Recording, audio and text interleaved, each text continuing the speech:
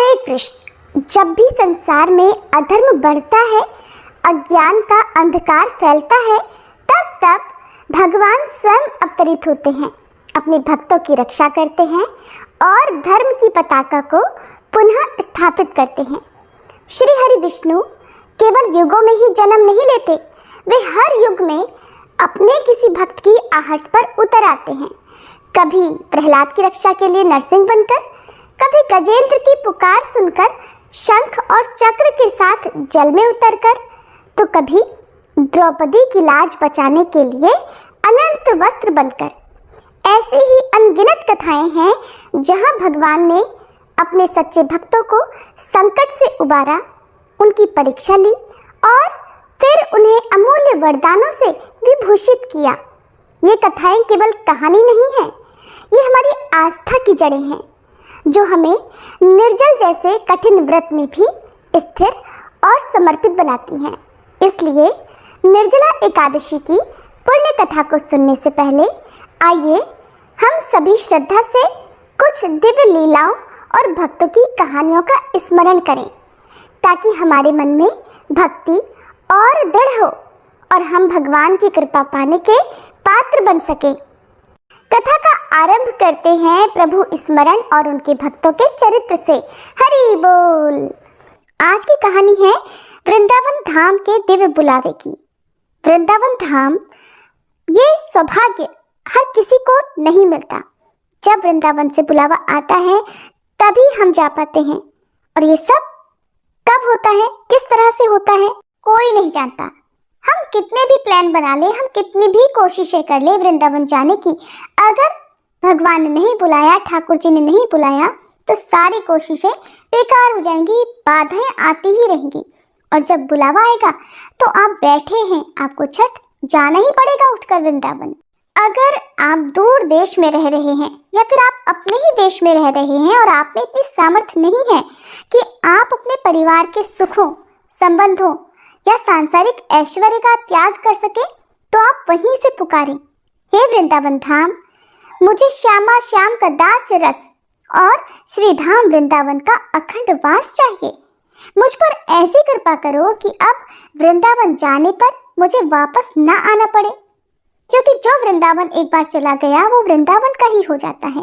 जो बार बार ऐसा पुकारता रहता है उस पर तो श्री धाम वृंदावन की असीम कृपा होती ही है, और वृंदावन धाम उस जीव को खींच लेता है।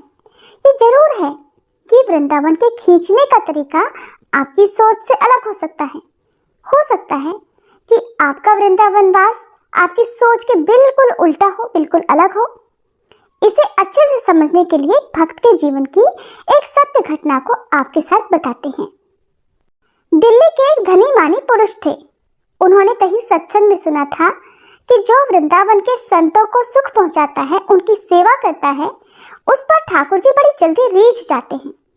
और जब ठाकुर जी रीझ जाते हैं, प्रसन्न हो जाते हैं, तो वो उसे अपने समीप खींच लेते हैं, यानी कि अखंड श्रीधाम वृंदावन का वास दे देते हैं। उनके पास तो बहुत सारा धन था और भोग सामग्रियों में ही उनका मन लगा हुआ था, लेकिन सत्संग की बस एक बात उनके मन में बैठ गई। उनका हृदय परिवर्तन हो गया कि वृंदावन के संतों की सेवा करनी चाहिए। अब तो जब भी वे वृंदावन आते तो संतों की पंगत करवाते, यानी भंडारा करवाते। अब ऐसा मत समझिएगा कि जो वृंदावन में भंडारे खाते घूमते हैं वो ऐसे वैसे संत हैं। आप ये ध्यान दीजिए कि वो कहाँ बैठे हैं, श्री धाम वृंदावन में। वो कहाँ जा रहे हैं? प्रिया प्रियतम का प्रसाद पाने। वृंदावन में जहाँ कहीं भी प्रसाद बट रहा होगा उसका भोग पहले श्यामा श्याम को लगा होगा, और वो वृंदावन की परम प्रेममय रज में बैठकर प्रसाद पाएंगे। ये सब श्याम श्यामा के आश्रित हैं, उनके महल में, उनके धाम में रह रहे हैं और उनका उच्छिष्टामृत पा रहे हैं। ये साधारण लोग नहीं हैं। वृंदावन में हर कोई नहीं जा सकता, कोई भी साधारण जीव नहीं आ पाता। जब प्यारी जो यानी श्री राधा रानी की असीम कृपा होती है तभी वो केवल वृंदावन जा पाता है। आप लाख कोशिश कर लीजिए, जब तक राधा रानी आपको नहीं बुलाएंगी तब तक आप वृंदावन धाम जा ही नहीं सकते। अब आप ऐसा कभी मत मान लीजिएगा कि ये जो संत हैं कि सब भिखारी हैं जो इधर उधर भटकते रहते हैं, भजन तो करते नहीं, बस इधर उधर घूमते भागते फिरते रहते हैं। इनका भजन पूरा हो गया है तभी तो इनको श्रीधाम वृंदावन मिला है, नहीं तो हमें आपको नहीं मिल जाता। भजन की परिपक्व अवस्था का नाम ही धाम की प्राप्ति है। वृंदावन धाम में भजन आपको पकड़े घूमता है। यहाँ बिना भजन के कोई रह ही नहीं सकता। यहाँ आपको चलते फिरते संत, लताएं, यमुना जी, राधा वल्लभ जी, राधा रमन जी और बांके बिहारी जी दिखेंगे। इससे बड़ा है कोई भजन? यहाँ साक्षात प्रभु विराजमान है। यहाँ चारों तरफ राधा नाम की ही गूंज हो रही है।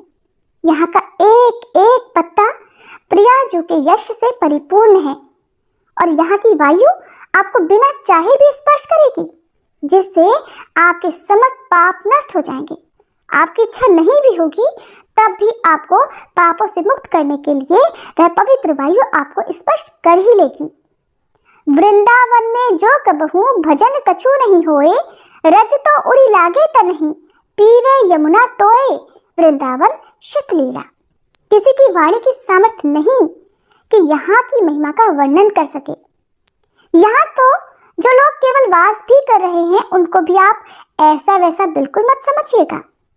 जो यहाँ लाइन में बैठकर राधे राधे बोलकर 1 रुपया मांग रहे हैं ना, आप इनको कभी साधारण मत मान लीजिएगा। भूले से भी इनके प्रति मन में कोई बुरा भाव मत लाइएगा।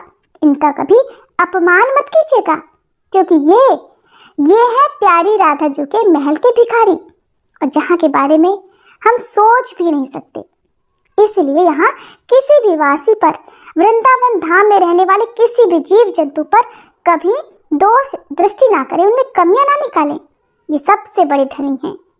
अब दिल्ली के जो धनी मानी पुरुष थे वो जब भी वृंदावन आते तो संतों का भंडारा कराते, और अब ऐसी उन पर कृपा हुई कि उनकी संपत्ति बढ़ना शुरू हो गई।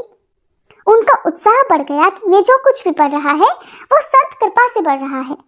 अब उन्होंने हर हफ्ते वृंदावन आना शुरू कर दिया। पहले जहां महीने में केवल 1 बार भंडारा होता था, अब 4-4 भंडारे होने लगे। अब तो उनका आनंद बढ़ने लगा और उनका हृदय आनंदित रहने लगा। उनका इकलौता पुत्र था और वो भी उन्हीं की तरह बड़ा सुशील, सज्जन और पढ़ने में बड़ा तेज था, और अब वो भी अपने पिता के व्यापार में हाथ बटाने लगा। एक बार उनके मन में आया कि वृंदावन के संतों को एक बार अपने घर दिल्ली बुलाया जाए। वृंदावन के संत तो बड़े उदार हैं, बड़े कृपालु हैं। अब क्योंकि वह पुरुष कई वर्षों से संत सेवा कर रहे थे, संत महाराज जी सब उन्हें जानते थे, इसलिए उनके यहाँ आने के लिए सारे संत राजी हो गए। अगले दिन वह धनी पुरुष एक बस लेकर आए और सभी संतों को दिल्ली ले जाने के लिए उसमें बिठाने लगे। उस बस में एक संत ऐसे आकर बैठे जो कभी किसी के भंडारे में नहीं जाते थे, यहाँ तक कि वो कभी वृंदावन की सीमा के बाहर तक नहीं जाते थे। सबको आश्चर्य हुआ कि ये संत जो वृंदावन की सीमा के कभी बाहर तक नहीं गए, वो आज दिल्ली की बस में भला कैसे बैठे हैं। सब लोगों ने उनसे कारण पूछा, पर उन संत ने कोई उत्तर नहीं दिया। बाकी सब संतों ने उन धनी पुरुष से कहा कि आपकी सेवा सफल हुई, जो ऐसी वृंदावन निष्ठा वाले संत आपके साथ जाने के लिए तैयार हो गए। बस दिल्ली पहुंची। दिल्ली पहुंचकर उन धनी मानी पुरुष ने सब संतों का खूब अच्छे से स्वागत सत्कार किया और सबको बड़ा अच्छा प्रसाद खिलाया। प्रसाद पाकर जब संत सारे वापस जाने लगे तो उन्हीं संत ने, जो कभी वृंदावन की सीमा के बाहर नहीं जाते थे, उन धनी मानी पुरुष से कहा कि सुनो, तुम्हें वृंदावन ने बुलाया है और मैं तुम्हें बुलाने ही यहाँ आया हूँ। किसी को भी उन संत महाराज की कोई बात समझ नहीं आई, और यहाँ तक कि उन पुरुष को भी, उन सज्जन को भी संत महाराज की बात समझ में नहीं आई, क्योंकि वो तो लगभग हर हफ्ते ही वृंदावन जाते थे। अब संतों की भाषा समझना बड़ी विचित्र बात है। किसी की समझ में नहीं आता कि संत महाराज क्या कह रहे हैं, उसके पीछे आशय क्या है। अब संत गाड़ी में बैठे, उन्होंने कोई भेंट दक्षिणा नहीं ली और वो वापस वृंदावन चले आए। अगले ही दिन क्या हुआ, एक दुर्घटना घटी। उन सेठ जी के इकलौते लड़के का एक्सीडेंट हो गया। और दुर्भाग्यवश उसकी मृत्यु हो गई। ये है वृंदावन का बुलावा, जो अपने ढंग से बुलाएगा। सेठ जी की बड़ी इच्छा थी वृंदावन धाम बसने की, लेकिन कोई नहीं जानता कि वृंदावन आपको किस प्रकार, किस तरीके से बुला सकता है। अब उन सेठ और उनकी पत्नी ने विचार किया कि हमारे पास इतनी अथाह धन संपत्ति है, ये अब किसके लिए? जो था वो तो चला गया। अब उन्होंने तय किया कि वो सारी संपत्ति बेचकर वृंदावन के ठाकुरों को आभूषण पहनाएंगे, उन्हें भोग लगाएंगे और वहीं अखंड वृंदावन में वास करेंगे। अब इस कहानी को, इस कथा को, इस सच्ची घटना को सुनने वाले लोगों को लग सकता है, बहुत से लोगों को लग सकता है कि वो पुरुष तो इतनी संत सेवा कर रहे थे, ठाकुर जी की सेवा करते थे, इतने भंडारे करवाते थे, इतनी सेवा करने के बाद भी उनके इकलौते पुत्र की अकाल मृत्यु इस तरह दुर्घटनावश क्यों हो गई? सबसे पहले तो उस पुत्र को श्री धाम वृंदावन ने दिव्य देह प्रदान करके श्री राधा रानी की सेवा में समर्पित किया, और इसके बाद श्री वृंदावन धाम ने उन दंपत्ति की सब विषयों में से आसक्ति समाप्त करके उन्हें एकांतिक वृंदावन वास दिया, ताकि उन्हें कभी भी दोबारा दिल्ली की याद न आए। जो सदैव वाणी से ऐसा पुकारता रहता है कि मैं राधा माधव का रहस्यमय दास से रस प्राप्त करना चाहता हूँ, मैं श्री राधा माधव का दास बनना चाहता हूँ, हे वृंदावन धाम, मैं सब कुछ त्याग करके केवल और केवल आप में वास करना चाहती हूँ या करना चाहता हूँ, तो श्री वृंदावन धाम अद्भुत कृपा करके उसका पहले तो सब कुछ त्याग करवाता है। वृंदावन दो तरीके से आपका सब कुछ त्याग करवा सकता है, या तो वृंदावन आपके हृदय में विवेक के द्वारा वैराग्य पैदा कर दे, आपका मन हर तरफ से उचाट हो जाएगा, आपको किसी भी चीज के प्रति मोह नहीं रहेगा और आप स्वयं अकेले ही सब कुछ छोड़कर वृंदावन धाम चले जाएंगे। या फिर ऐसी स्थिति प्रकट कर देगा कि आपके पास कोई विषय सामग्री ही नहीं बचेगी, आपके पास कुछ सोचने के लिए बचेगा ही नहीं। आपने देखा होगा कि वृंदावन धाम में ऐसे बहुत से माता पिता हैं जिन्हें उनकी संतानों ने निकाल दिया है, या वे खुद घर छोड़कर चले आए हैं, या ऐसे बहुत से अनाथ बालक हैं, बालिकाएं हैं, ऐसे बहुत से बुजुर्ग हैं, या ऐसे बहुत से विकलांग हैं। तो वे केवल अपनी इच्छा से वहां नहीं गए, बल्कि उन्हें वृंदावन धाम ने बुलाया है, उस पवित्र वृंदावन धाम ने बुलाया है, जहां जाने का सौभाग्य बहुत मुश्किल से मिलता है।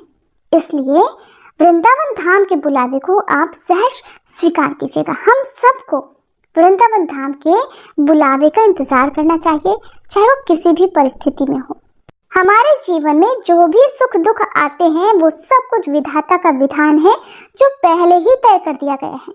इसलिए सभी सुखों में, सभी भोगों से आसक्ति छोड़कर अपने मन में केवल अपने आराध्य का ही ध्यान करना चाहिए। अब आप सभी अपने मन में कल्पना कीजिए हस्तिनापुर की राजसभा के उस मंडप की, जो दिव्य तेज से आलोकित हो उठी है। महाराज युधिष्ठिर अपने समस्त भ्राताओं और राज पुरोहितों सहित धर्म चर्चा में लीन हैं। तभी वहां पधारते हैं द्वारकाधीश श्री कृष्ण, जिनके मुख कमल पर मधुर मुस्कान है और नेत्रों में करुणा का सागर। सभी लोग उठकर उनका स्वागत करते हैं। फिर धर्मराज युधिष्ठिर हाथ जोड़कर श्री कृष्ण से पूछते हैं, हे मधुसूदन, कृपा करके हमें उस पुण्य तिथि की कथा सुनाएं, जिसके पालन मात्र से मनुष्य समस्त पापों से मुक्त हो जाता है और मोक्ष की प्राप्ति करता है। भगवान श्री कृष्ण अपनी करुणा से युधिष्ठिर महाराज सहित हम सभी श्रोताओं पर दृष्टि डालते हैं और कहते हैं, हे राजन, ध्यान पूर्वक सुनो वह दिव्य कथा, जिसे स्वयं ब्रह्मा, शिव और मुनिजन भी श्रद्धा से श्रवण करते हैं। भगवान श्री कृष्ण बोले, राजन, इसका वर्णन परम धर्मात्मा सत्यवती नंदन व्यास जी करेंगे, क्योंकि ये संपूर्ण शास्त्रों के तत्वज्ञ और वेद वेदांगों के पारंगत विद्वान हैं। तब वेद व्यास जी कहने लगे, दोनों ही पक्षों की एकादशियों को भोजन ना करें। द्वादशी को स्नान आदि से पवित्र होकर फूलों से भगवान केशव की पूजा करके नित्य कर्म समाप्त होने के पश्चात पहले ब्राह्मणों को भोजन देकर अंत में स्वयं भोजन करें। राजन, जनना शौच और मरना शौच में भी एकादशी को भोजन नहीं करना चाहिए। ये सुनकर भीमसेन बोले, परम बुद्धिमान पितामह, मेरी उत्तम बात सुनिए। राजा युधिष्ठिर, माता कुंती, द्रौपदी, अर्जुन, नकुल और सहदेव ये एकादशी को कभी भोजन नहीं करते और मुझसे भी हमेशा यही कहते हैं कि भीमसेन तुम भी एकादशी को ना खाया करो, किंतु मैं इन लोगों से यही कह दिया करता हूँ कि मुझसे भूख नहीं सही जाएगी। तब भीमसेन की बात सुनकर व्यास जी ने कहा कि भीम, अगर तुम्हें स्वर्गलोक की प्राप्ति अभीष्ट है और तुम नरक को दूषित समझते हो तो दोनों पक्षों की एकादशी को भोजन कभी मत करना। तब भीमसेन फिर बोले, महाबुद्धिमान पितामह, मैं आपके सामने बिल्कुल सच्ची बात कह रहा हूँ। एक बार भोजन करके भी मुझसे व्रत नहीं किया जा सकता, फिर उपवास करके तो मैं भला रह ही कैसे सकता हूँ। मेरे पेट में व्रत नामक अग्नि सदा प्रज्वलित रहती है, इसलिए जब मैं बहुत अधिक खाता हूँ तभी यह अग्नि शांत होती है। इसलिए महामुनि, मैं वर्ष भर में केवल एक बार ही उपवास कर सकता हूँ, जिससे स्वर्ग की प्राप्ति हो जाए और जिसके करने से मैं कल्याण का भागी हो सकूं। मुनिवर, ऐसा कोई एक व्रत निश्चय करके बताइए, मैं उसका यथोचित रूप से पालन करूंगा। तब व्यास जी ने कहा, भीम, ज्येष्ठ मास में सूर्य वृष राशि पर हो या मिथुन राशि पर, शुक्ल पक्ष में जो एकादशी हो उसका यत्न पूर्वक निर्जल व्रत करो। केवल कुल्ला या आचमन करने के लिए मुख में जल डाल सकते हो, उसको छोड़कर और किसी प्रकार का जल विद्वान पुरुष को मुख में नहीं डालना चाहिए, नहीं तो व्रत भंग हो जाता है। एकादशी को सूर्योदय से लेकर दूसरे दिन के सूर्योदय तक मनुष्य जल का त्याग करे तो ये व्रत पूर्ण होता है। इसके बाद द्वादशी को निर्मल प्रभात काल में स्नान करके ब्राह्मणों को विधि पूर्वक जल और स्वर्ण का दान करें। इस प्रकार सब कार्य पूरा करके जितेंद्रिय पुरुष ब्राह्मणों के साथ भोजन करें। वर्ष भर में जितनी एकादशियां होती हैं उन सब का फल निर्जला एकादशी के सेवन से मनुष्य प्राप्त कर लेता है और इसमें बिल्कुल भी संदेह नहीं। शंख, चक्र और गदा धारण करने वाले भगवान केशव ने मुझसे कहा था कि यदि मनुष्य सबको छोड़कर एकमात्र मेरी शरण में आ जाए और एकादशी को निराहार रहे तो वह सब पापों से छूट जाता है। एकादशी व्रत करने वाले पुरुष के पास विशालकाय, विकराल आकृति और काले रंग वाले दंड पाशधारी भयंकर यमदूत नहीं जाते। अंतकाल में पीतांबरधारी, सौम्य स्वभाव वाले, हाथ में सुदर्शन धारण करने वाले और मन के समान वेगशाली विष्णुदूत आकर इस वैष्णव पुरुष को भगवान विष्णु के धाम में ले जाते हैं। भीम, अतः निर्जला एकादशी को पूर्ण यत्न करके उपवास करना चाहिए। तुम भी सब पापों की शांति के लिए यत्न पूर्वक उपवास और श्रीहरि का पूजन करो। स्त्री हो या पुरुष, यदि उसने मेरु पर्वत के बराबर भी महान पाप किए हों तो वह सब एकादशी के प्रभाव से भस्म हो जाते हैं। जो मनुष्य उस दिन जल के नियम का पालन करता है वह पुण्य का भागी होता है। उसे एक एक पहर में कोटि कोटि स्वर्ण मुद्रा दान करने का फल प्राप्त होता सुना गया है। मनुष्य निर्जला एकादशी के दिन स्नान, दान, जप, होम आदि जो कुछ भी करता है वह सब अक्षय होता है। ये भगवान श्री कृष्ण का कथन है। निर्जला एकादशी को विधि पूर्वक उत्तम रीति से उपवास करके मनुष्य वैष्णव पद को प्राप्त कर लेता है। एकादश्याम दिने यो अन्नम भुक्ते पापम भुनक्ति सह इहलोके च चांडालो मृतः प्राप्नोति दुर्गतिम। अर्थात जो मनुष्य एकादशी के दिन अन्न खाता है वह पाप भोजन करता है। इस लोक में वह चांडाल के समान है और मरने पर दुर्गति को प्राप्त होता है। जो ज्येष्ठ के शुक्ल पक्ष में एकादशी को उपवास करके दान देंगे वे परम पद को प्राप्त होंगे। जिन्होंने एकादशी को उपवास किया है वे ब्रह्म हत्यारे, शराबी, चोर या फिर गुरुद्रोही होने पर भी सभी पापों से मुक्त हो जाते हैं।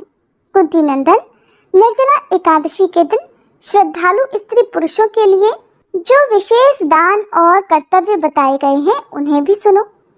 उस दिन जल में शयन करने वाले भगवान विष्णु का पूजन और जलमयी धेनु का दान करना चाहिए अथवा प्रत्यक्ष धेनु या घृतमयी धेनु का दान उचित है।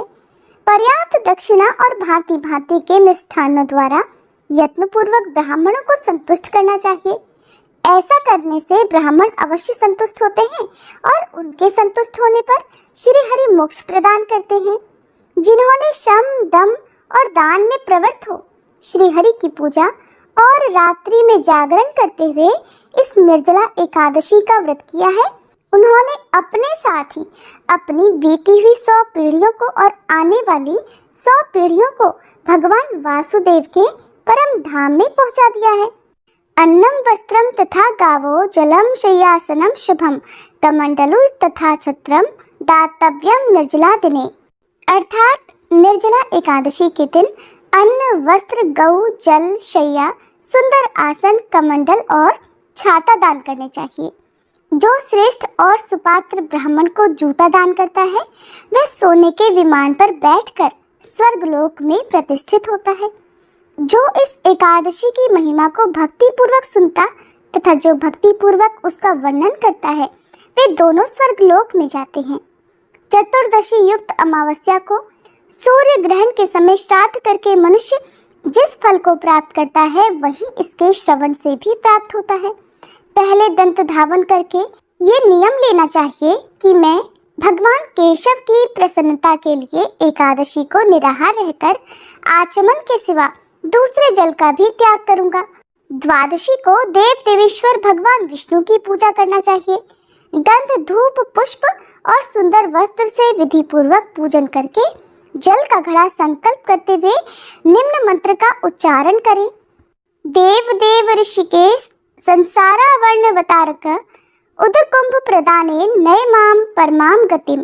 अर्थात संसार सागर से तारने वाले देव देव ऋषिकेश, इस जल के घड़े का दान करने से आप मुझे परम गति की प्राप्ति कराइए। व्यास जी कहते हैं, भीमसेन, ज्येष्ठ मास में शुक्ल पक्ष की जो शुभ एकादशी होती है उसका निर्जल व्रत करना चाहिए तथा उस दिन श्रेष्ठ ब्राह्मणों को शक्कर के साथ जल के घड़े दान करने चाहिए। ऐसा करने से मनुष्य भगवान विष्णु के समीप पहुंचकर आनंद का अनुभव करता है।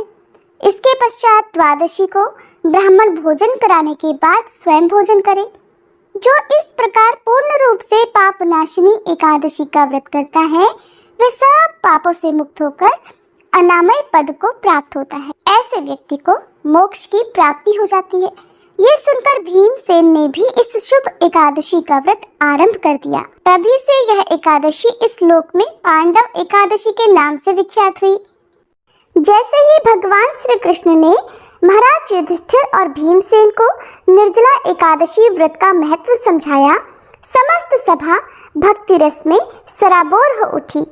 ये व्रत केवल जल और अन्न के त्याग का नाम नहीं बल्कि आत्मशुद्धि, संयम और संपूर्ण श्रद्धा का प्रतीक है। जो भी श्रद्धालु इस कठिन व्रत को सच्चे मन से करता है उसे साल भर की सभी एकादशियों का फल प्राप्त होता है। इस व्रत से व्यक्ति के पाप तो नष्ट होते ही हैं, साथ ही उसे श्री हरि की कृपा से लोक और परलोक दोनों में मंगल की प्राप्ति होती है। प्रिय श्रोताओ, आज जब हमने इस पुण्य कथा का श्रवण किया तो उसका फल केवल हमारे लिए ही नहीं बल्कि हमारे पितरों और समस्त कुल के कल्याण का भी कारण बनेगा। अब हम श्री हरि विष्णु, माँ लक्ष्मी जी और भगवान श्री गणेश जी से प्रार्थना करते हैं कि हे प्रभु, अगर हमारे इस व्रत, श्रद्धा, भक्ति और कथा श्रवण में कोई त्रुटि हो गई हो तो हमें क्षमा करें। हमें निर्जल रहकर भी प्रभु चिंतन की शक्ति दें, हमारी आस्था अडिग रहे और ये पुण्य हमारे जीवन को उन्नति और मोक्ष की ओर ले जाए। सभी प्रेम से बोलिए श्री लक्ष्मी नारायण भगवान की जय। निर्जला एकादशी की जय। जैसे श्री हरि विष्णु की पूजा बिना तुलसी दल के अधूरी मानी जाती है, वैसे ही एकादशी व्रत की पूर्णता भी तभी होती है जब हम तुलसी माता की महिमा को समझें और उनकी कथा का श्रवण करें। तुलसी माता कोई साधारण पौधा नहीं, वे तो स्वयं भगवती लक्ष्मी का ही स्वरूप है जो भगवान विष्णु को अति प्रिय हैं। जिन घरों में तुलसी पूजी जाती है वहाँ पाप और कष्ट नहीं ठहरते। आज हम निर्जला एकादशी जैसे पुण्य व्रत का पालन कर रहे हैं तो आवश्यक है कि कि हम तुलसी माता की महिमा को भी नमन करें। हे वृंदा देवी, हे पुण्यदायिनी, आपसे विनती है कि हम सब के जीवन में भक्ति, शुद्धता और श्रद्धा का संचार करें, हमारे घर आंगन को पवित्र बनाएं और हमें अपने आराध्य श्री हरि के चरणों में स्थान दिलाएं। अब हम सब श्रद्धा के साथ तुलसी माता की कथा का भी श्रवण करें। एक समय एक परिवार में ननद और भाभी साथ साथ रहा करती थी।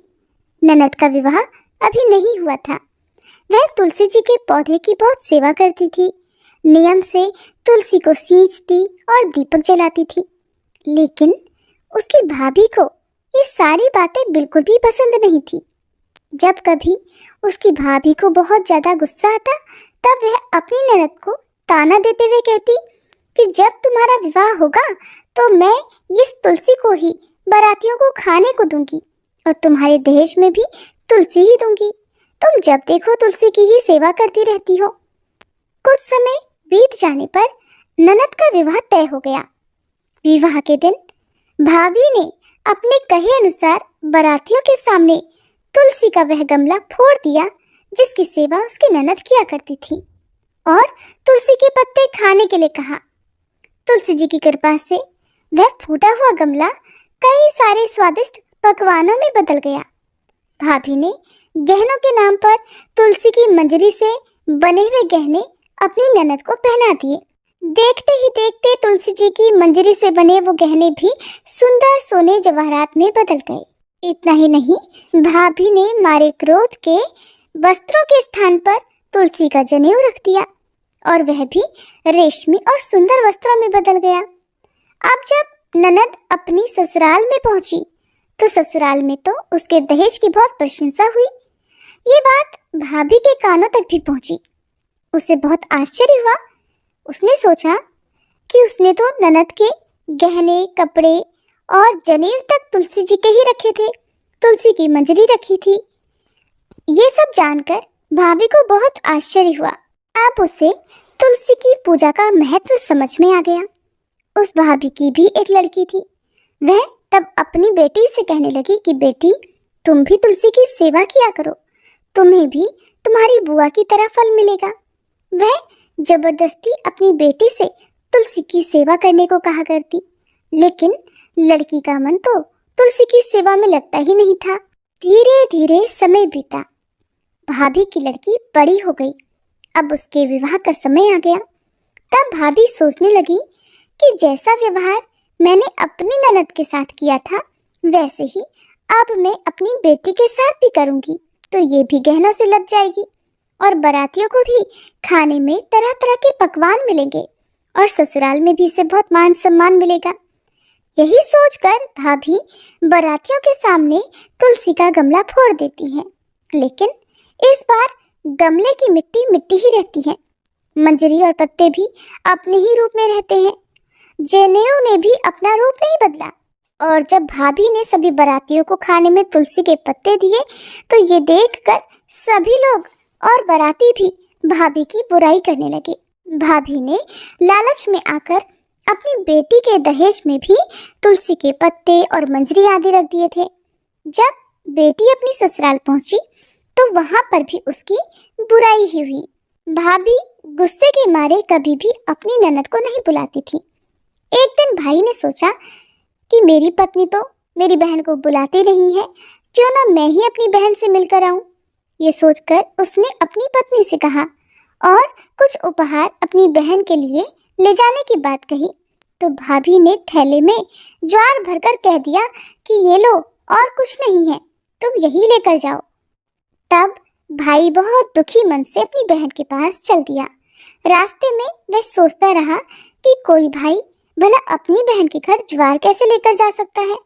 यही सोचकर वह एक गौशाला के पास रुक गया और ज्वार का वह थैला उसने एक गाय के सामने पलट दिया। तभी एक ग्वाले ने ये सब देख लिया। तब ग्वाले ने आकर भाई से कहा कि अरे, आप गाय के सामने ये हीरे मोती और सोना क्यों डाल रही हो? इसे तो घास डालनी होती है। तब भाई ने देखा तो वह हैरान रह गया। फिर भाई ने ग्वाले को सारी बात बताई और धन लेकर खुशी खुशी अपनी बहन के घर चल दिया। दोनों भाई बहन एक दूसरे को देखकर बहुत प्रसन्न हो गए। तब बहन ने तुलसी माता से सच्चे मन से प्रार्थना की कि उसकी भाभी को सद्बुद्धि प्राप्त हो जाए और तुलसी माता की कृपा से उनके घर में सुख समृद्धि और धन के भंडार भर जाएं।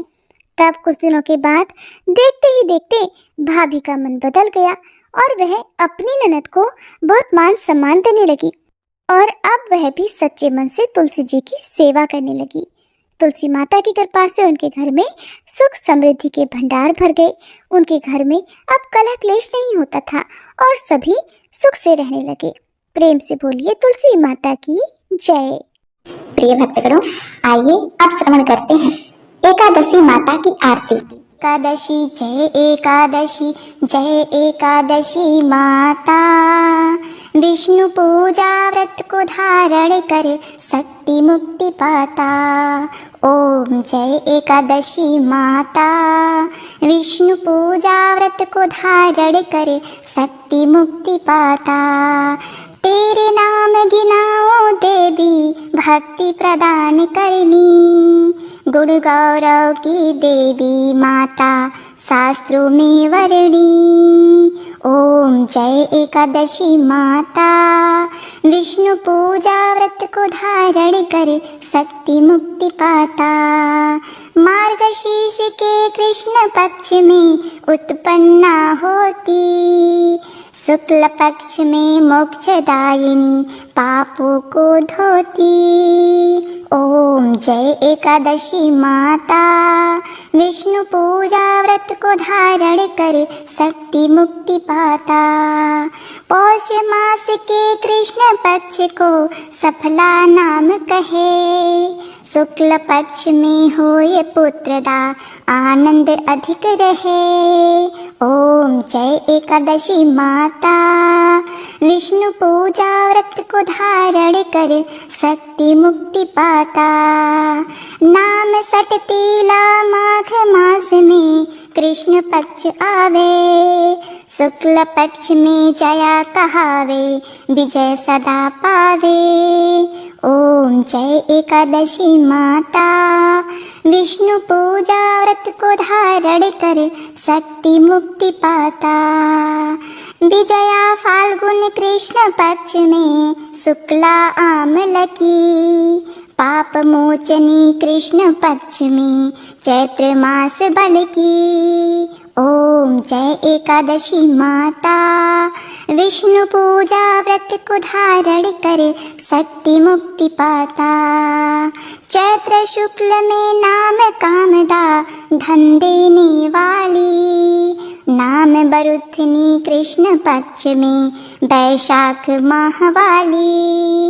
ओम जय एकादशी माता, विष्णु पूजा व्रत को धारण कर शक्ति मुक्ति पाता।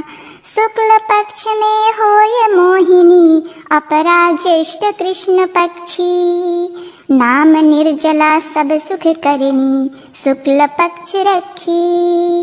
ओम जय एकादशी माता, विष्णु पूजा व्रत को धारण कर शक्ति मुक्ति पाता। योगिनी नाम आषाढ़ मास जानो कृष्ण पक्ष वर्णी, देवशयनी नाम कहायो शुक्ल पक्ष धरनी।